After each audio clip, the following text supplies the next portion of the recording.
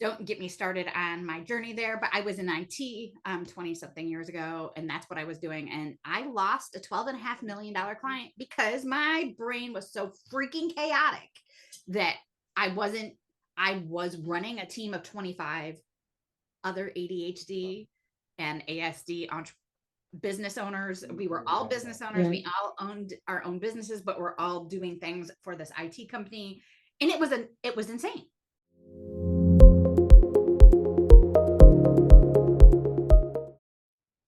Hello, everybody. Thank you so much for joining us for another behind the scenes episode. Today, I am really, really excited because I have my mentor, my longtime online business owner idol here with me today, Danielle Ralston. She's successful, multi-passionate business owner, ADHD coach, and master level life coach, among other badass titles. She has built 12 businesses over the past 25 years, crashed and burned 4, and sold 5 for a large profit so far. And she went to college to learn how to harness her ADHD so she could become more powerful and in her learning. Oh, sorry, I just tripped over all of that. More powerful in her coaching business. So Danielle, thank you so much for coming on the show with me today. And I am so excited because you do have a long journey, and not saying that in a bad way, but you have so much wisdom and so much for us to learn from. That's why you have a lot of behind the scenes knowledge when it comes to businesses. So I would love for you to share a little bit about your story and how you got started in the online space, because you were doing it before it was popular. Yeah, I've actually been in the online space for over 20 years. So before, just for those of you that can remember this, we had VPNs and connecting to the internet was this major thing, and it was dial-up and sending secure emails. And don't get me started on my journey there, but I was in IT 20 something years ago, and that's what I was doing. And I lost a $12.5 million client because my brain was so freaking chaotic that I was running a team of 25 other ADHD and ASD business owners. We were all business owners. Yeah. We all owned our own businesses, but we're all doing things for this IT company. And it was insane. I mean, we were Right. insane. And it was before the days of Slack and stuff like that. So we were communicating in really haphazard ways and texting and I mean, back when Yeah. T9 was how we texted people. So it was chaotic at best because there weren't the systems that we have now.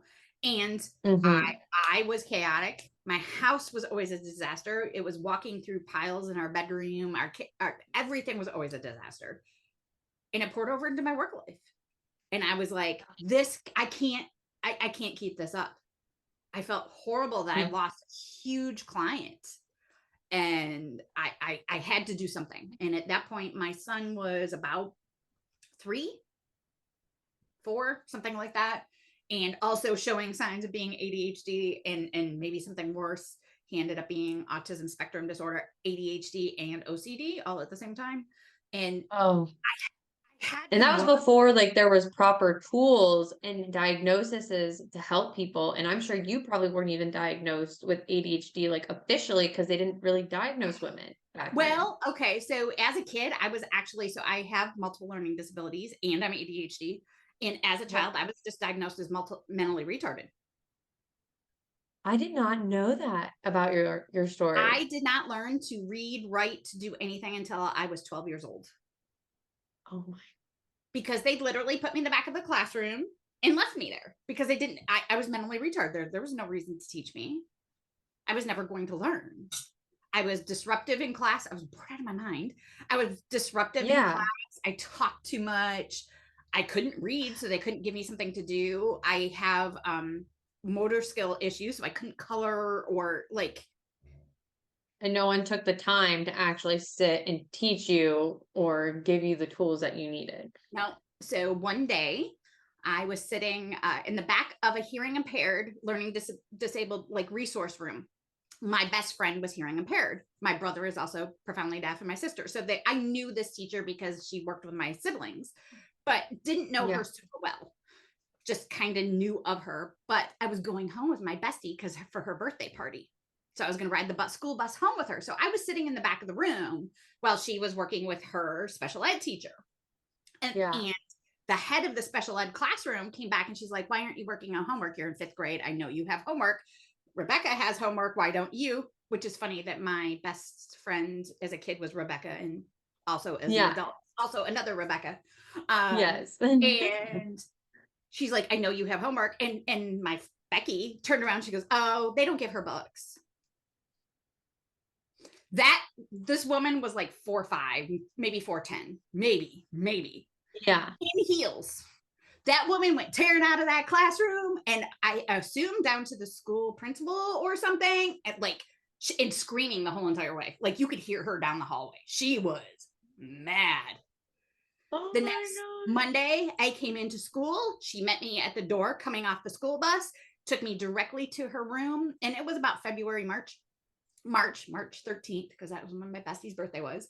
And by the end of the school year, which is only the beginning of June in New York, I was working above level at everything. That's amazing. That's amazing. My brain was it just takes one person. I just didn't have tools to do anything with it. That's insane. I graduated high school early. When I graduated from high school, well, I actually quit high school my senior year, but that's another story. But by the time I hit my senior year, I was already done with my sophomore year in college. You like consume so much knowledge. So I will give everyone a background of like when I first met Danielle in the online space, when I was starting my journey, I was seriously, and I still to this day am amazed with how much knowledge she has consumed in such a short amount of time. It's like her superpower is consuming knowledge because you've gone back to school for so many different things. You have so many certificates, and that's because of your ADHD that you've been able to turn that into your superpower. Learning is like one of my favorite things to do. I have 4 master's degrees. Yeah. Because I've wanted to learn so much. I have a master's degree and I could be a therapist if I wanted to for ADHD and neurodiverse people. I have a master's degree in business administration. I have a master's degree in marketing and communications. And I'm also a project manager. Right. You have so much under your belt and it's insane.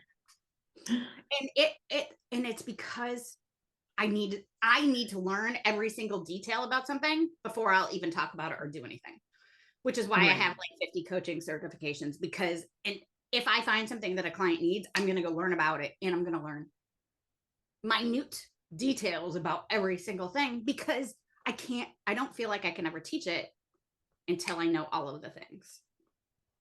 Right.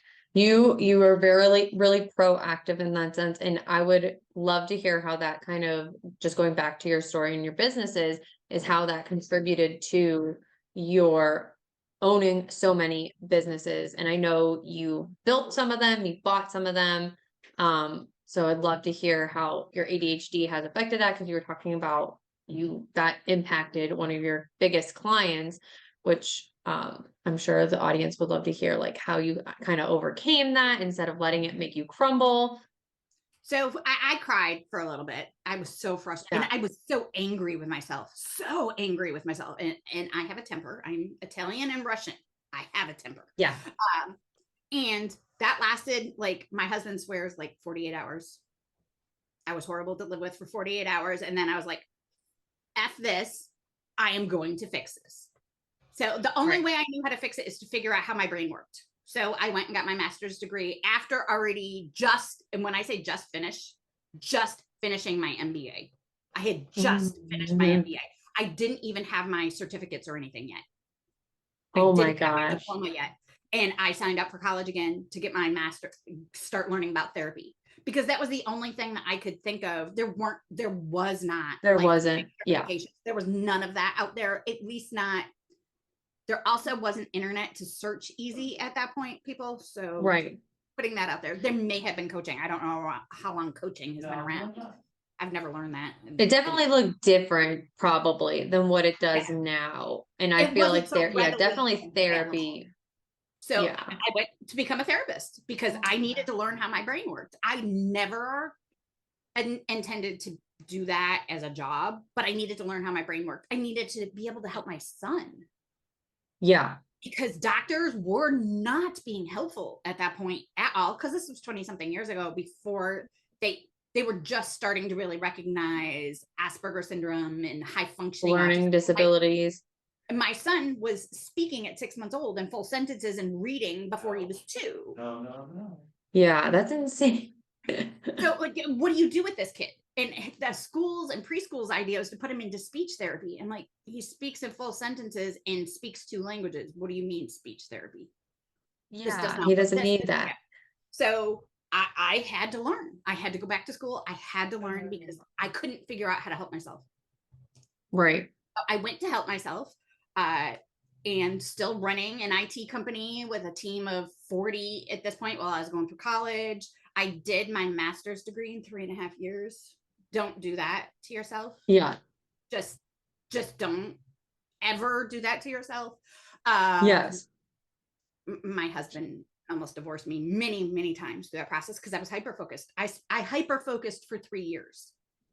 Oh my, that's insane to like hyper focus for that long on That's something. how determined I was. Right. I mean, and it makes a big impact, especially because as a mom, if that's something that you can do to help your kid, you are going to do it. Oh yeah, I was so determined to figure it out, and it was not good. I also learned I had cancer in the middle of all of this, so I'm going through chemo and radiation while trying to do my college work. My professors were amazing. I have to say, my professors were a big part of my success in that. But I was working full time, going through chemo and radiation, and going to college. Don't do that to yourself. And just something I always talk about is I actually physically had brain damage from doing that to myself, just because the cortisol levels were so high all of the Right. time. You could, yep. Yeah. So That does I damage your brain. and then I continued to do that for another 10 years, damage my body by hyper focusing that much. How did you sustain your business at that time? I think a lot of people are probably wondering that if they're watching, when they're watching, that sounds like a lot. And we have a lot of people who are probably DIYers and don't understand how you could balance all that. So, Okay, one, I had my MBA, so I knew how to set up processes, procedures. I automated, well, there wasn't that much automation back then, but I automated right. as much as possible, processes, procedures, and I hired somebody who could double me. I hired another operational person. I had to teach her everything because she was just out of college and did not have the knowledge, but I taught her everything, which meant I was doubling the work for probably 6 months, but I hired somebody. I did not Yep. DIY. I mean, I knew how to build all of the things because I was a professional and that's what I did. But once I did that, I hired the person to do it because you cannot DIYing, and I cannot be nice about saying this, DIYing No. is the shit version of actually doing something well. Yeah. And I tell this story because we had Extreme Home Makeover coming into our area years ago when that was a popular show. And they built a house. You want to know how well, those houses they build in 7 days that look amazing and so cool. You want to know how long the house actually lasted before it started literally falling down? Less than a year. Yep. My husband's in construction as well. So Danielle and I talk about this stuff a lot. A window fell out of the house. Not surprised. You can't build a house like that, like a good house in 7 days. Not with, I don't if they care. had like 100 people working on the house, you would think they would do a better job. No. Too many hands in the pot makes for miscommunication errors. There's no quality checks, nothing. It was horrible. So I always relate DIY to that. DIY is when you can only have shit to build something. Your process, your procedure, your tools are shit tools. Yep. I mean, you can take the time and learn, but it's like a trade-off situation is what I talk to a lot of people about is you either take the time and learn it and waste that time, not wasting it because you will learn it, or you have to pay the money to have someone who knows what they're doing help you. Yeah. And if you are an expert in an area, but you are taking 50 hours in your business to do that, What's the true ROI on that? So if it takes you 50 hours to do something, that was 50 hours that you're not earning any money.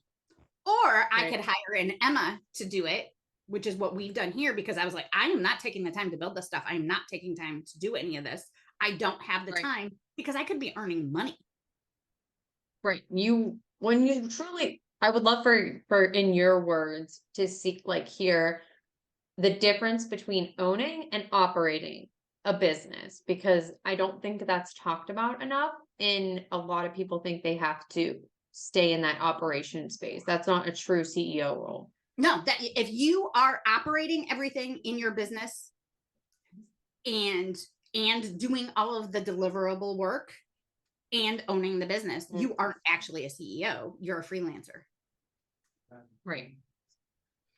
And there's nothing wrong with that if that's the space you want to be. But why are you paying for tools? Why are you doing anything? If you are just a freelancer, you are wasting your time building systems and stuff like that, unless you want to move into business owning. If you want to own a business and be a CEO, then you have to, there is a difference between operating, owning, and delivering product or services. There's a big, you're never going to have time freedom if you're in that DIY space or in the I'm going to operate / be that freelancer space. Yeah. And there's nothing wrong if you want to be that freelancer. There's zero wrong with that, but be very clear that that's what you want to be, and stop making yourself insane trying to be a CEO when you're really just a freelancer. Stop trying to and I will tell you, a freelancer can only handle so many clients. They're going to handle what, 10 clients maybe? Google Drive and email is all the systems you need. Stop investing in 9,000 things. And I'm going to even say a website, for the most part, is not something you really need. No, you don't need a website. I would maybe say like maybe Stripe nowadays, just for if you're working with online you people. You need a way to get payments. You need a way to schedule calls, and you need a way to communicate with your client to do the thing. That's it. You don't need all of the other things. Stop investing in Kajabis and all of these go high level and all of these. You don't need that.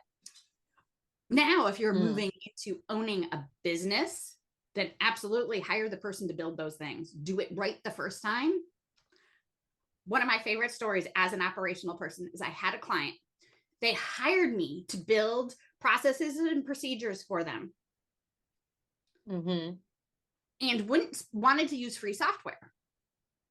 And I'm like, but you are looking for investment. So if we use this free software, we can't migrate off of it. We have to pull every piece of data out later on. He's like, nope, it's okay. And I said, well, if we buy this software, it's $300 that will cost you over the next 2 years. No, I can't spend the money. We can't do that. Okay. 4 years later, when he did what the first goal was, and we knew this was a goal, it cost us $50,000 just to migrate the information, not set up the new software, just migrate the information, because it had to be done by hand. Couldn't even copy and paste out of it. As a data analytic person, worst nightmare ever. I remember doing stuff like that. It's terrible. And your chance of human error goes up significantly at that point. So then your data's corrupt. We had a lot of that because he decided to hire people from questionable places that don't speak English to migrate some of the stuff after it started crawling up in price. But if you would have spent and I reminded him of this often, if you would have spent $300, it would have taken us 2 hours to migrate the data. 2 hours. That is probably something that haunted him for months. He lost his business a year after he migrated and did all of the things, because his migration growth cost was so massive because he didn't set himself up for success, that all of the costs and fees of changing everything that he did wrong, even though we told him not to do it that way, crippled him. Oh yeah. Yep. That's just, there are good tools, especially now, there's so many good tools that don't cost you like an arm and a leg and like people get up and when people come to me and they're like, oh, I don't know about Thrivecart just because it's like a $500 investment upfront. I'm like, it's not like you're never going to have, like, you won't have checkout pages, like it's an initial investment that you're going to use, especially if you want to grow. I think that's the decision people just need to make is, do they want to own and grow their business, or do they just want, like you said, have that freelance or, um, little project, hobby, as hobby Rebecca business. calls Yeah. it. And from an operational standpoint, if you are a small business and you decided that you want to go for freelancer and doing one-to-one client delivery, and you want to grow and start having courses and training things that you're going to be selling, I don't care if you can't afford Emma or me. Well, don't hire me. If you can't afford an Emma for 1 hour, then you aren't ready to grow. It's not a thought process, because 1 hour with Emma will help you strategize and give you a map of everything that you need to do, so that even if you can't afford to hire Emma long term, you've got 1 hour, you have a good strategy map, and now you know that, okay, when I reach the next level, I need to hire Emma again for the next level of my strategy, and she will map it all out for you, what you should be doing, what software to use, how to put it together. And I know this because I've hired Emma to help me think through doing that multiple times.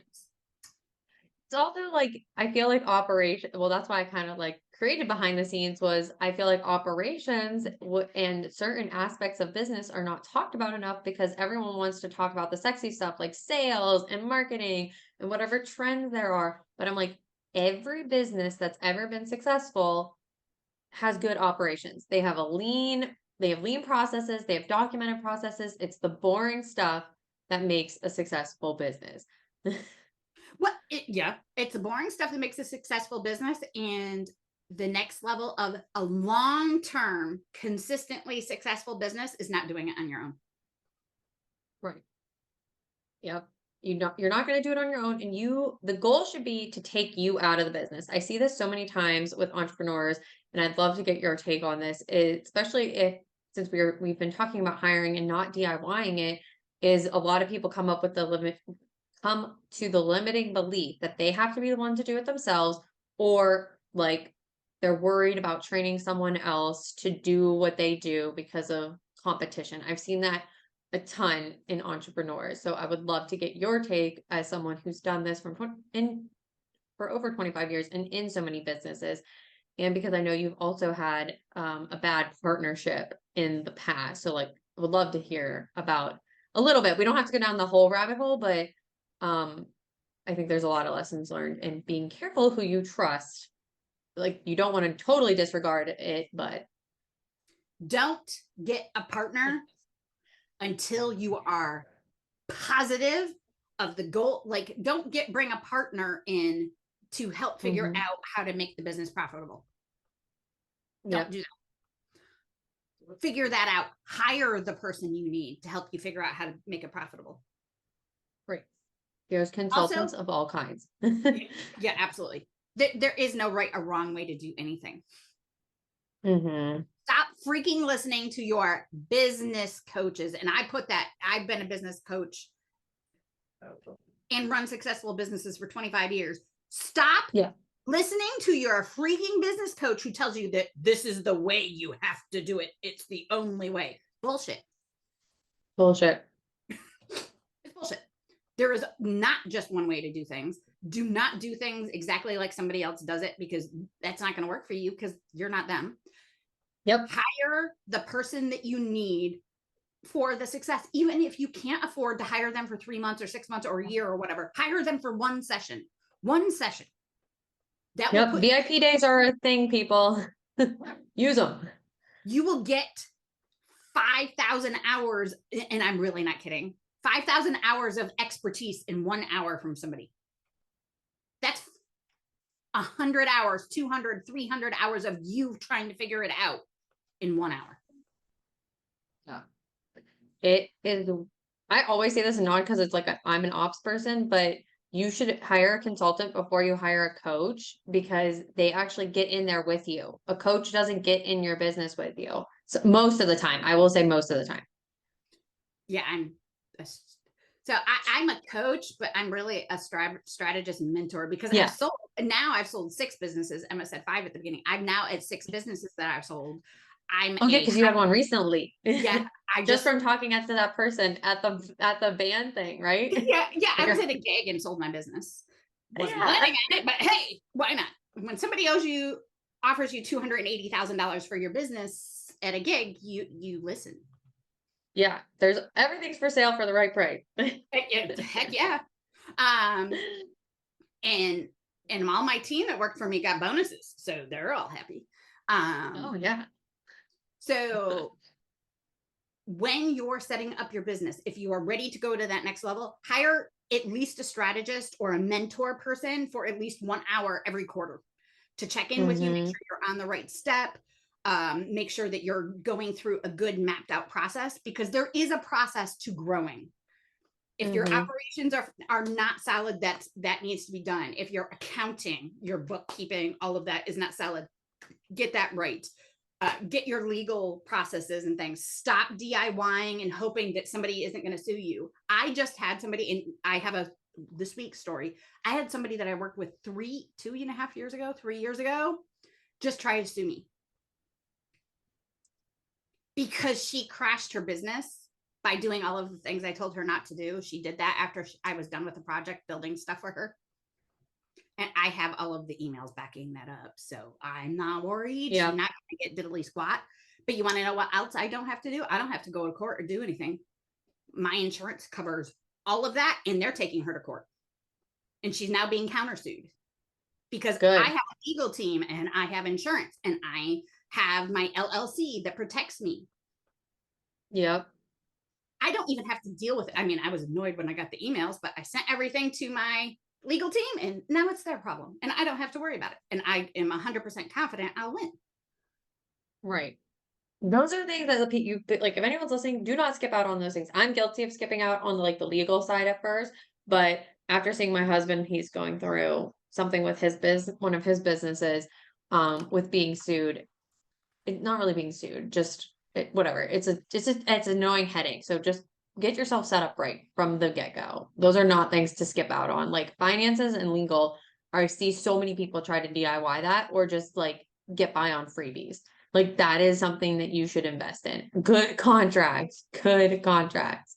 Good contracts and not template contracts that you find inside a Dubsado or Honeybook. Those are not good contracts. Mm-mm.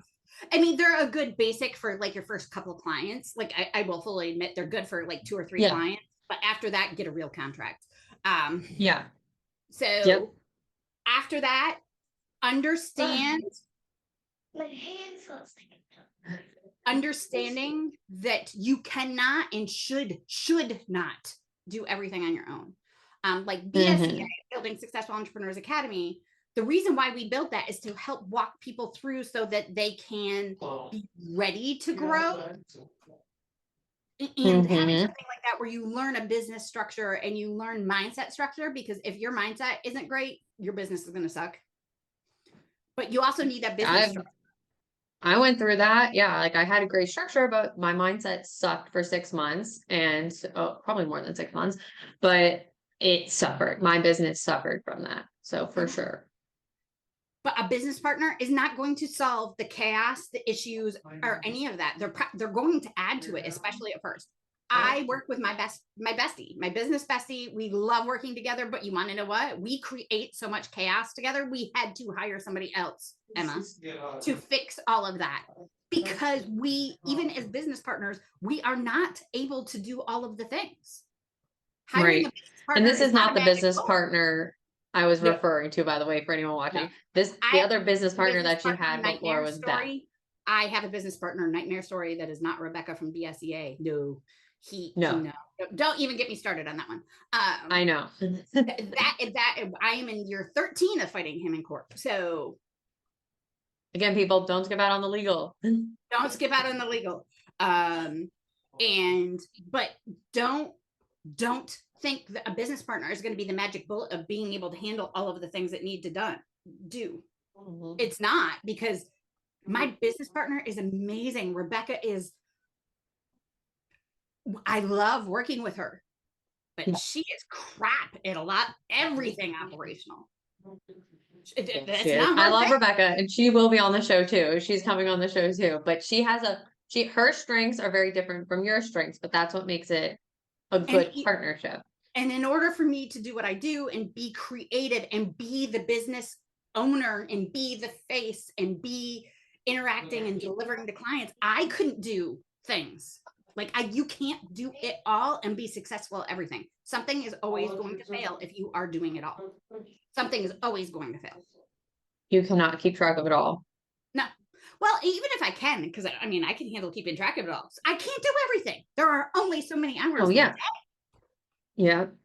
So it's about designing the life that you want with your business, because like you said earlier, everyone has different, and that's why you shouldn't repeat other people's businesses, because what works for Danielle is not going to work for me, because I'm in a way more chaotic point in my life with 3 kids, and Danielle is an empty nester at this point and has a little bit more free time. So everyone's time looks different. For anybody watching and listening, that you really need to build your business from your own space and how you want your life to look. And yes, DIYing it is going to cause a lot more stress for it. And for anyone who is also maybe watching, because we have talked about this before, of procrastinating, or if they're having trouble getting started with things or keeping themselves accountable, because Danielle and Rebecca have great trainings in their free group, Make ADHD Your Bitch, on this for procrastination, and just when you get so overwhelmed with the number of tasks that you have to do. Mm-hmm. There is, if you are trying to do it on your own, you're only going to reach a certain level of success and you won't be able to sustain it. Yeah. That is true for, and I don't care what your business is. I don't care if you're a coach or a VA or an OBM or a graphic designer, web designer, or sell who's it's and what's its galore. That is always true. You can only sustain for so long doing it by yourself. Mm-hmm. Or you can only reach a certain level of success doing it by yourself. Yes. Yes, that is so true. And if you bring on other people, you can increase your capacity. And this was something Danielle told me when a while back for my business, and it's taken me a while to implement, just because of the mental stuff and just not being sure if I was ready to commit to my business. It was, you would rather have a client and make maybe a couple $100s off of them if you have someone doing the work for you, instead of, and it just the way you said that, really just I knew it, but it didn't click until you said it like that. Yeah, you're going to always earn something off of a client, even if you're not the one delivering, and you can scale to not delivering a whole heck of a lot more than you can to being the only one doing all the work. As an OBM, I can handle maybe 4 clients, 5 clients at a time. As an OBM agency owner, we had 150 at a time. Right. And $100 is a lot better than not getting that client at all and losing out. Every client, I eventually got to the point where I was earning 50% profit on every single client. So $3,200 client, I was earning about $1,400, $1,200, $1,300 for every single client. I had 150 clients. You can do the math in your head, and you want to know what I did for that? Nothing. Did you do the sales calls? Were you the one closing the sales calls? I did close the sales calls. But we got to a point where we were doing maybe 1 sales calls a month, because I didn't want to deal with hiring. Well, yeah, that's fair. You were happy with where it was at. We were very happy. 6 figures a month with doing nothing. Yes. I met with my OBM. I maybe worked 3 hours a week. I met with my OBM. That's insane. That was it. This is why Danielle is my goal idol.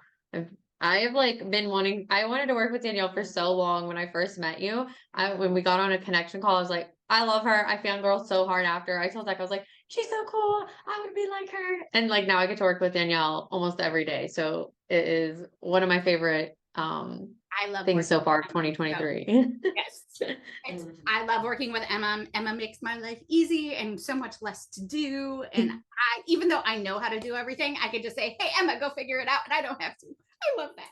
It's like where you want to be, like in business. I feel like for anyone watching, that's the goal, is to not be the one having to figure it all out. So Like you might not afford it now, but you will. right now, I'm a coach consultant and I work 40 hours a week for Agave Health. That is by choice because I want to. I do not need to earn the money to do that, but I love what I do. Right. And my businesses that I own, I work BSEA, I work the most in, and I'm about 10 to 15 hours a week there by choice. But I currently own 3 other active businesses, and I put 5 hours a month in. Yeah, that's insane. Because I have team that do everything. I don't do anything. I I approve think, marketing go ahead. marketing campaigns. That's it. That's because you're very good. You're really good at the strategic side of the marketing piece. I think I want to ask one more question too before, because I know we're getting close on time, but we have talked a lot about hiring, and I think that can be really intimidating for a lot of people because you've talked so much about building out these teams. What are some do's and don'ts when it comes to hiring and sourcing for talent? Because it is kind of difficult right now, as someone who's also hiring for my husband's team, which looks totally different than when hiring for an online business. Don't get me started on hiring for construction because that's the current nightmare that Emma, because one of my businesses is construction. The biggest thing I'm going to tell you is only interview 3 people. Ooh, that's a good one. Know what you want them to do. Have a skills list of exactly what you want them to do. If you don't know how to do that, then come into my Make ADHD Your Bitch group and ask how you figure that out. I will explain it. It's too long to explain it right here. But Yeah. ask. That's my free Facebook group. You can ask that question for free. It will be linked in the show notes, everyone. Yes, ask for referrals. Like people, so interview 3 people, but get them from referrals only. And then talk to those people that referred them. Like interview the referral person. Why do you love this person? What did they do for you? How did they do it? What was the issue? Stop loving somebody's Instagram or Facebook or website and hiring them based on that. Interview them. Yeah. I think also asking people who operate like you would be a good point, because Danielle and I did a live about this like a year or 2 ago now at this point, on personality types, because I think that's something that's a big thing. Knowing the that you brought in type that you want to work with and understanding there is no hiring somebody isn't the magic pill to make you more money in your business. It's going to take 90 days, 6 months for that person to onboard and be ready to like help you doing things in your business. You know that there is going to be pain in that transition. That is, I don't care who you're hiring, social media, graphic designer, web designer. It's going to cause pain in your business. You have to be prepared that it's going to be a pain point for at least a little bit. And there's going to be trial and error. There's going to be trial and error with figuring out personality types if you've never done it. It's going to be trial and error to find, the way you need to communicate as a leader. There's going to be trial and error for processes, because your processes might work for just you, but I've seen a lot of people need to tweak and they think, oh, well, I'm just not good at this, or this process is no good, and they like just throw it out. No, just tweak it. Yeah, exactly. And everything needs to be handled in tiny little tweaks and tiny little steps and not massive changes. Oh, yeah. Don't ever bring somebody in to make massive changes unless you don't have a business yet. Then obviously you could start and build all of these amazing things. But if you already have a business, it should be tiny little steps and tiny little changes. Part of why it takes so long for that transition to happen. That is something I tell a lot of my clients. They'll come in and have this expectation, we're going to do this, this, and this in 30 days. And I'm like, you got to pump the brakes. We can't do this. You're going to shock your team. You're going to shock like the system, and you're going to have so much like error, and also you can't track the data as well. If you're making too many changes at once, you won't know like what changes are actually working, or if you're counteracting anything in the process or in the team. But Absolutely. Absolutely. Tiny little adjustments, tiny little steps, because growth does not happen with instant shock. Yeah, it does not. It just makes chaos in your business.